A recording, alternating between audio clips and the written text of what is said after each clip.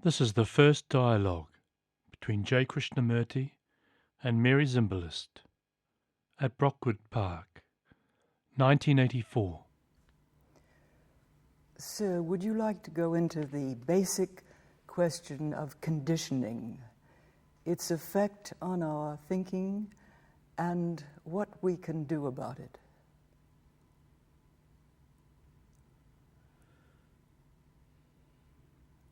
I wonder what we mean by conditioning. Is it the tradition,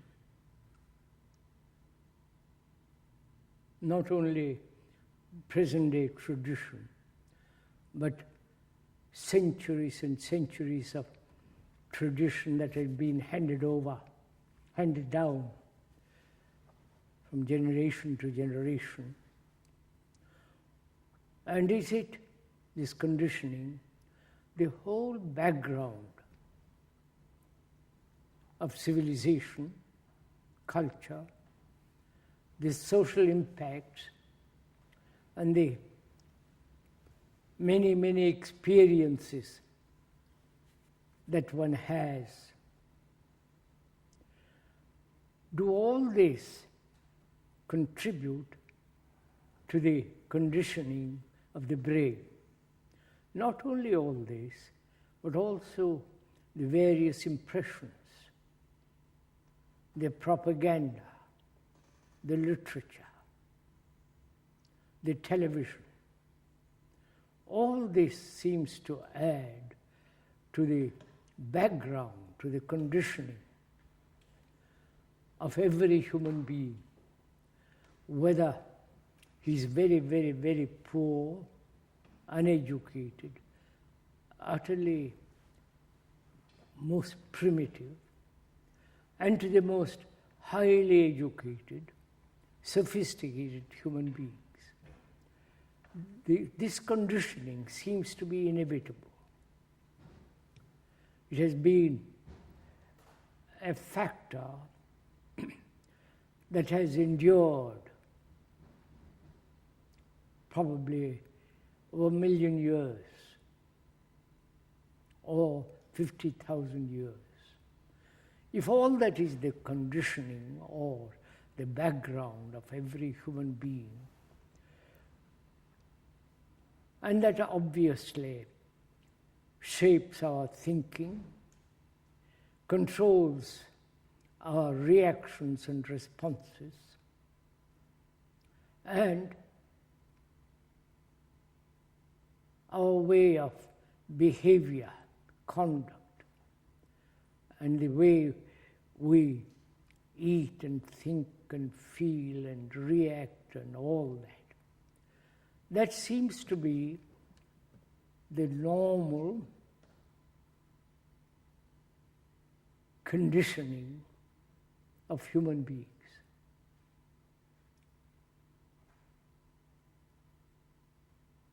And that has shaped our society in which we live.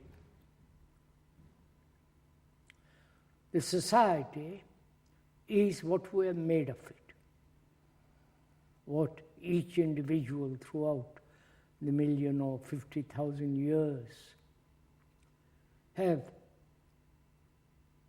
according to their desires, ambitions, conditioning, to their personal tendencies, to their aggression and so on. All this has actually contributed to the society in which we live. So the society is not different from us. That's a fact we seem to forget when we talk about society. Society is something that gradually has come into being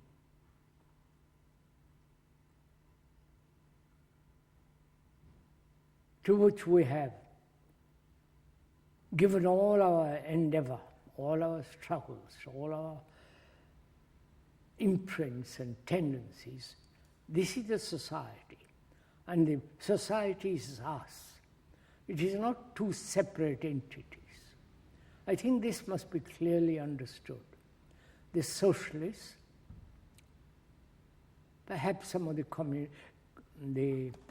capitalists, and certainly the communists, try to change the social structure by laws, by various edicts and so on.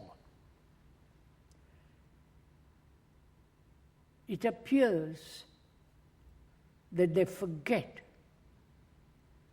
the human quality, the human condition, and try to shape the outward structure without taking into deep consideration the human character, the human behavior, the human structure, the condition of his brain, which has been programmed for thousands of years. And it seems to us the conditioning of the human being is to be examined much more thoroughly, gone into it very, very deeply, and find out whether the human condition can ever be radically changed. And so, the social structure, which is born of human condition, can also be changed. That's the real problem. Not only the freedom of human beings who have been programmed, we are using the word programmed in the sense that computer is being programmed by experts, by specialists, and so on. So we human beings, whether we live in the most primitive, brutal state, or the highly educated scientific community,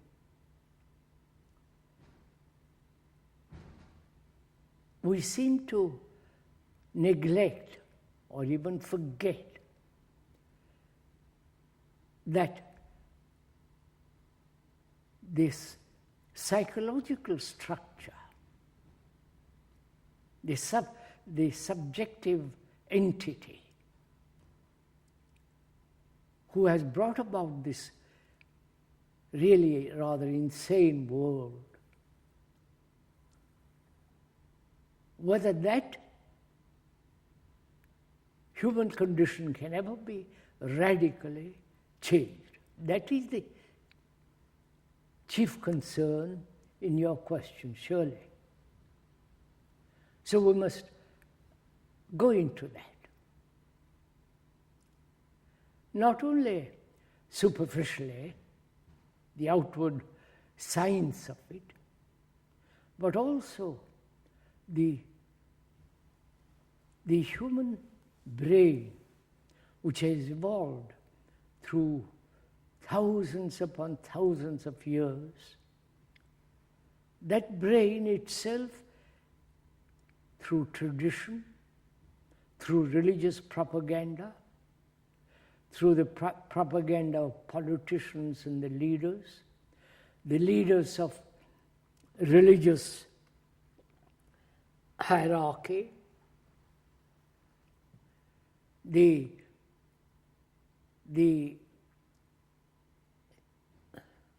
philosophers of India and Asia, all that has to be taken into account, which is basically means the brain of human beings have been shaped by experience, by knowledge, by propaganda, and so on. If we are clear on that, then we must inevitably ask, naturally, whether the brain can ever be cleansed, if I can use that word, of all the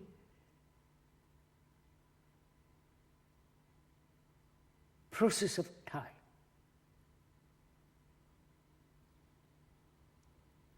So, am I correct in understanding that this conditioning of which you speak goes into the human consciousness in some before the birth of the human being? In other words, he is born with a certain loading of conditioning, a certain content in his very brain that you would call conditioning. It's not only what happens to him in his actual life as he grows up. Not only that, but we use the word consciousness.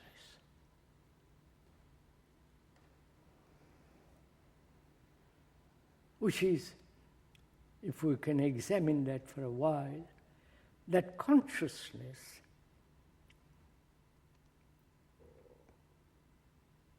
is all our reactions, responses,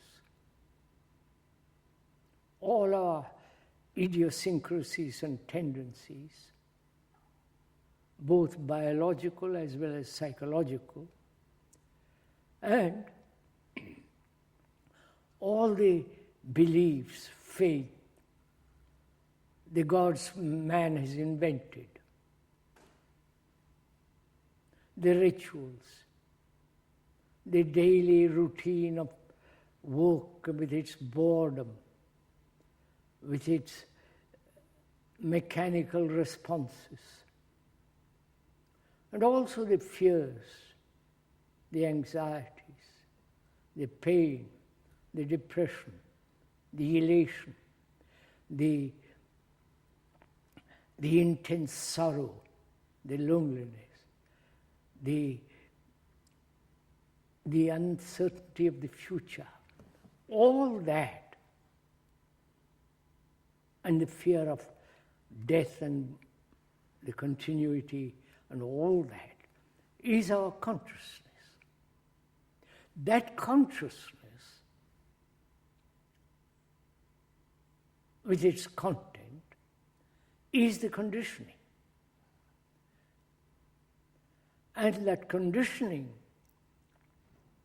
is centuries old.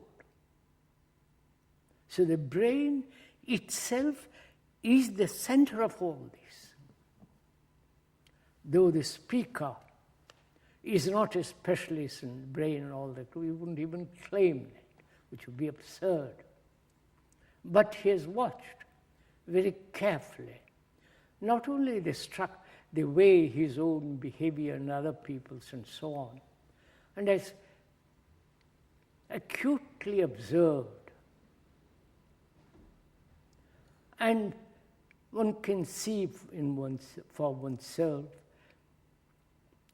that the brain is the center of all action, all thought, all our fears, all our tendencies, propaganda, the innumerable subtle impressions and all that. That is the brain is that. And can that brain, which has evolved through millennia upon millennia, can that brain ever be cleansed of all the time-binding quality? That's really the deep question. Probably one never asked this question, because the biologists and the others are really interested in research the quality of the brain, how the brain works, how the electrical responses and so on. But they never ask it. Not that they have not asked, some may have. But we human beings who are not professionals, who are really laymen, or ordinary, intelligent human beings, we've never said, asked, or even inquired deeply, this brain, which has evolved through long duration of time, whether that brain can ever be free of its content. And that is the question we are asking now.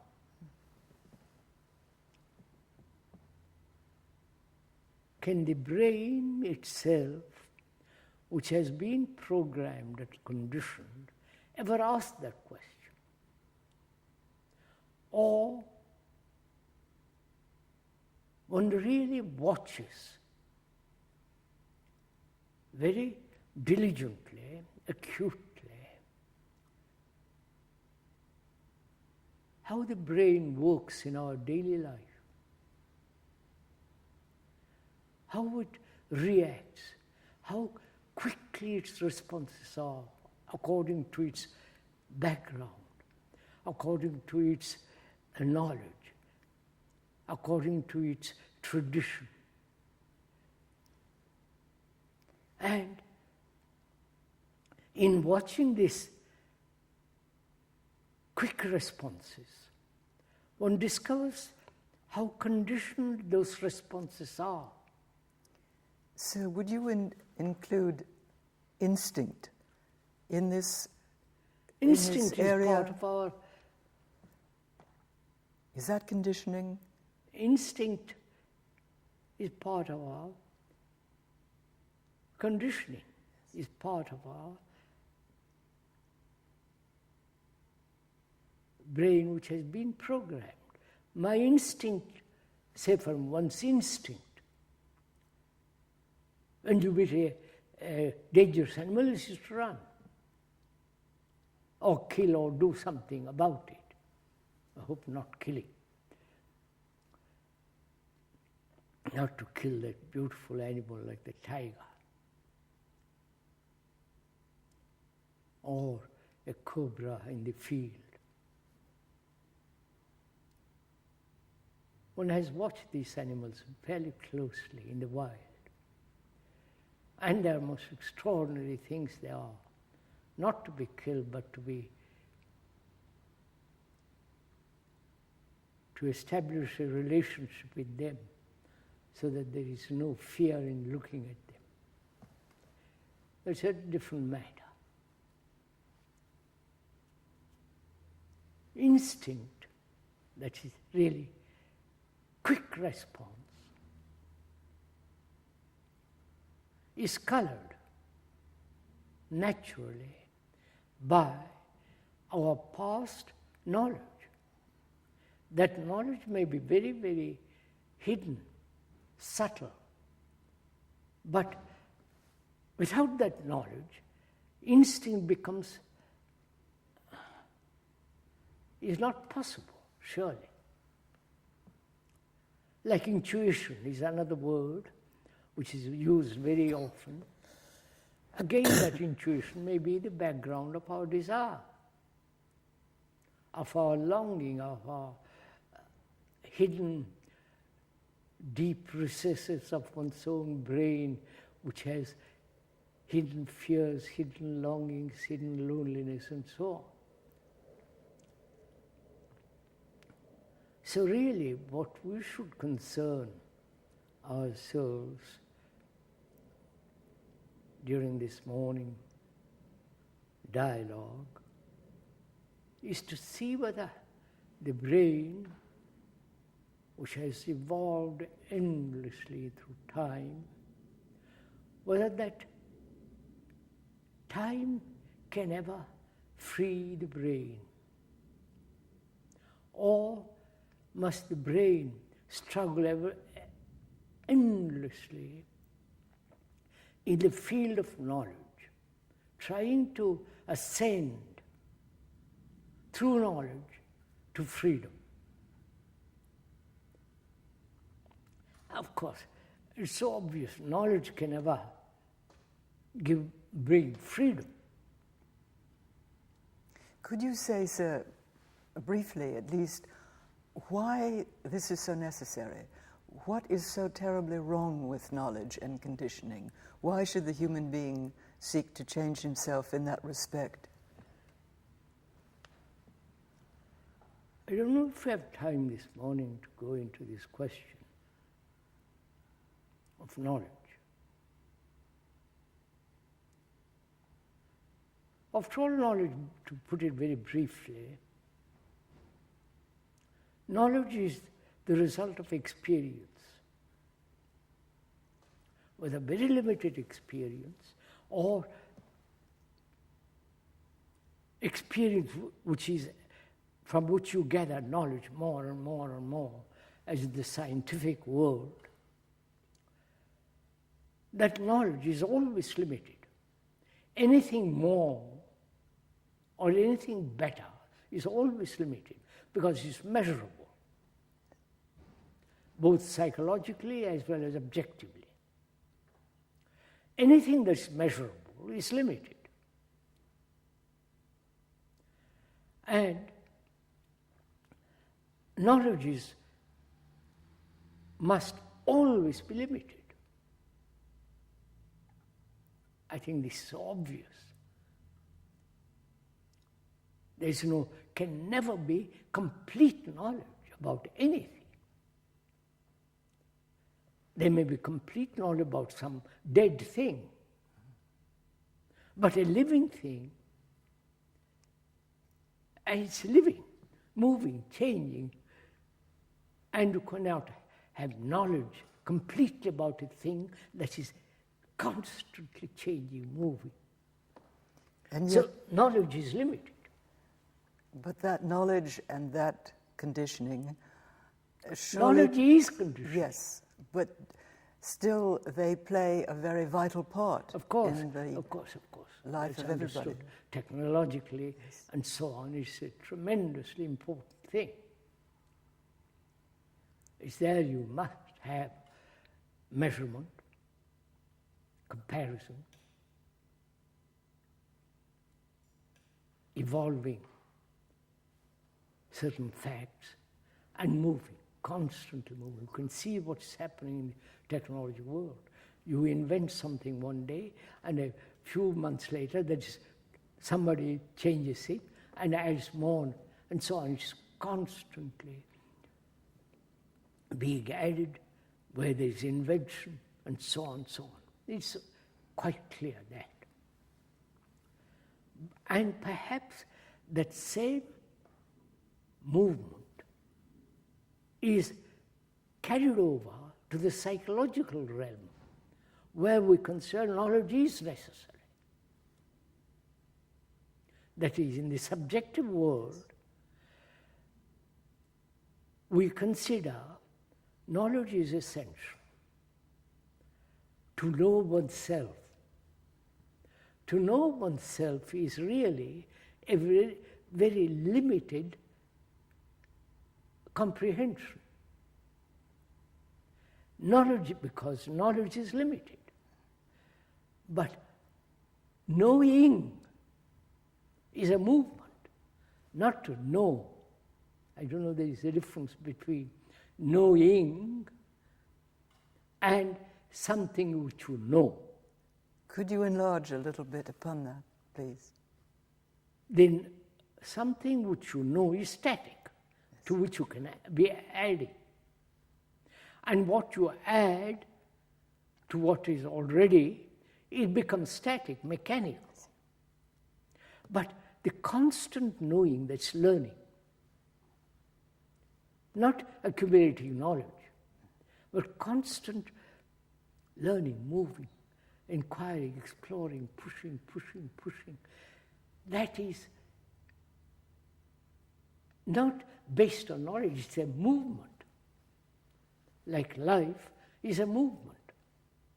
Whether it's the movement in a tree, in a small blade of grass, or in the most amazing animals like the tiger, the lion, and the giraffe, or the small insect.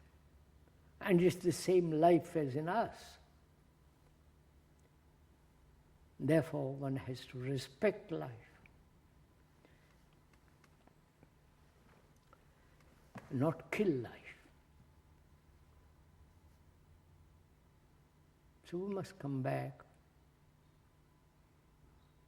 to our beginning, which is, can the brain be ever free from that, from all the programs we have received. And the speaker, K, says, it is possible. It is possible only through watching, not condemning or accepting, but just watching the whole movement of your thought, watching the way activity of thought, watching how the origin, the beginning of thought. And so, in this watching, the brain then becomes much more sensitive, not only to its own responses, but sensitive to nature, to everything around one, to the world that is becoming more and more dangerous, and to the world of one's own psyche, so that there is a constant objective and subjective relationship, an interchange, never coming to a final decision, that is never taking a position from which you move. And this requires not only a great deal of leisure in this sense, not doing it as a hobby, but is part of life. One must have leisure to look at life. One must have this time to see what is actually happening, not what you wish or desire to happen, but what is actually in our daily life is going on. And that watchfulness makes the brain extraordinarily acute, sharp, clear. And this clarity is really, if one goes into it very, very deeply, is total freedom.